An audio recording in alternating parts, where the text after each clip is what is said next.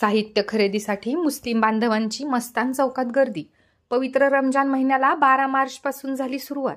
मुस्लिम बांधवांसाठी पवित्र व महत्त्वाचा असणारा रमजान महिना याला 12 मार्चपासून सर्वत्र सुरुवात झाली असून रमजान निमित्त खामगाव शहरामधील मस्तान चौकात रोजदार रोजा इफ्तारीसाठी लागणारे साहित्य खरेदी करण्यासाठी गर्दी होत आहे। या ठिकाणी मुस्लिम बांधव उत्साहपूर्ण वातावरणात खजूर, विविध प्रकारचे ड्रायफ्रुट्स व फळांसह विविध वस्तूंची खरेदी करीत आहेत। जगभरातील मुस्लिम बांधव रमजानचा महिना हा अल्लाहच्या कृपेचा महिना असल्याचे मानतात। या महिन्यात मुस्लिम लोक त्यांच्या जीवनशैलीचे परीक्षण करतात आणि त्यात बदल घडविण्यासाठी स्वतःला प्रशिक्षित करतात। रमजानचा महिना तीव्र आणि निरंतर अशा भक्तीमुळे आस्तिकांना त्यांच्या अंतःकरणाची आणि मनाची तपासणी करण्यास भाग पाडतो।